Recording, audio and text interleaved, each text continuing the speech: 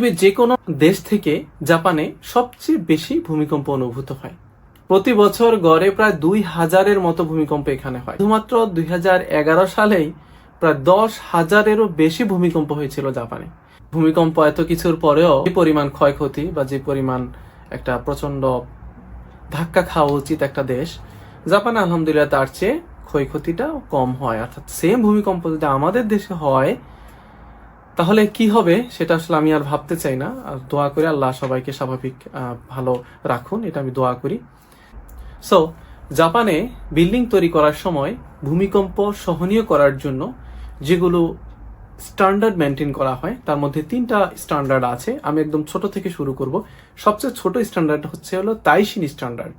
তাইশিন স্ট্যান্ডার্ডটা হচ্ছে যে একটা বিল্ডিং এর কতটুকু পুরুত্ব হবে, ওয়ালের থিকনেস কতটুকু হবে, বিম কতটুকু শক্ত হবে, কত তালা হবে, মানে মিনিমাম যেসব রুলস গুলো মেনটেন করতে হয় একটা ভূমিকম্প, একটা সাধারণ ভূমিকম্পকে রোধ করার জন্য কতটুকু শক্ত করে, অর্থাৎ এটা হচ্ছে কতটুকু শক্ত করে বানানো উচিত সেটা ডিটারমাইন করা হচ্ছিল তাইশিন স্ট্যান্ডার্ড। তারপরে দ্বিতীয় এবং যে মিডল লেভেলের যে স্ট্যান্ডার্ডটা সেটা হলো সেইশিন স্ট্যান্ডার্ড। এই স্ট্যান্ডার্ডটা হলো একটু মজার, এগুলো নর্মালি হয়তো আপনার বাংলাদেশে দেখবেন কিনা আমি জানি না। এটা হচ্ছে যে বিল্ডিংটা যেটা হয় সেটা শক্তভাবে ভালোভাবে বানানোর পরে ওটা যে ফাউন্ডেশনটা থাকে তার নিচে হচ্ছে মোটা মোটা রাবারের ম্যাট দেয়া থাকে, এবং সেই রাবারের ম্যাটটা হচ্ছে ভূপৃষ্ঠে যদি কোনো কম্পন হয় সেটার আর্থকোয়েকের যে শকটা সে অ্যাবজর্ব করে। এবার হলো সর্বশেষ এবং সবচেয়ে বলতে পারেন শক্তিশালী যেটা বিল্ডিং যে স্ট্যান্ডার্ড সেটা হচ্ছে মেনশিন স্ট্যান্ডার্ড। এই স্ট্যান্ডার্ডে পুরোটা বিল্ডিং, মানে আপনি এটা যতবার, এটা 100 তলা বিল্ডিং এ হোক না কেন, যত বড় বিল্ডিং এ হোক না কেন, ভূপৃষ্ঠের সাথে এটার আসলে আলটিমেটলি শক্ত কোনো সংযোগই থাকে না। নিচে মোটা মোটা ধাতব স্প্রিং, তারপরে লেড, বিভিন্ন ধরনের স্টেনলেস স্টিল বলেন বা আরো অনেক কিছু আসে বিল্ডিং ম্যাটেরিয়াল, যেটা দিয়ে হলো ভূপৃষ্ঠ থেকে, এই যে এটা হচ্ছে ভূপৃষ্ঠ আর এটা হচ্ছে বিল্ডিং এর যে ধরেন ফাউন্ডেশন বা যা কিছু বলি, এটার উপর এটা থাকে, এটা আইসোলেট করে রাখা হয়, আইসোলেট।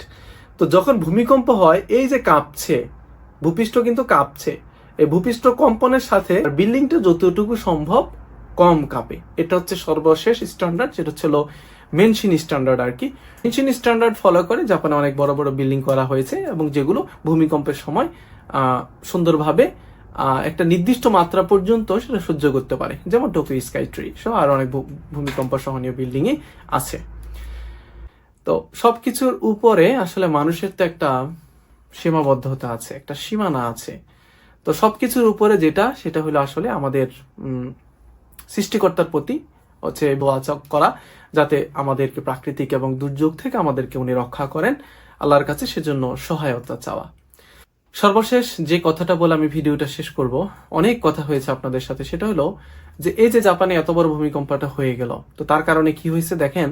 আমি যখন সুপার মার্কেটে গেলাম, তারপরে যখন super market, super shop, convenience store বা বিভিন্ন মার্কেটে ইচিবা আছে, ওগুলোতে যাওয়ার পরে আমি যেটা দেখলাম সেটা হচ্ছে জিনিসপত্রের দাম কি হয়েছে বলেন তো? কিছুই হয়নি, যেমন ছিল তেমনই আছে। কিন্তু বাংলাদেশে একটা বন্যা হয়, একটা জলোচ্ছ্বাস, একটা ঘূর্ণিঝড়, এরপরে মানুষের চিন্তা করেন, মানুষের মানে এমনিতেই পেটে ভাত নাই, গরিবরা কত কষ্টে থাকে ওরা। এর মধ্যে কি করে এক শ্রেণীর লোকজন মানে তাদের মানে জিনিসপত্রের সিন্ডিকেট করে জিনিসপত্রের দাম আরো বাড়ায় দেয়। এমনিতেই মানুষজনের পেটে খাবার নাই, তারপর একটা রোজা আসি, এত সুন্দর একটা আনন্দের উপলক্ষ আসলো, আর এই উপলক্ষে আপনার দামটা বাড়াইতেই হবে সিন্ডিকেট করে।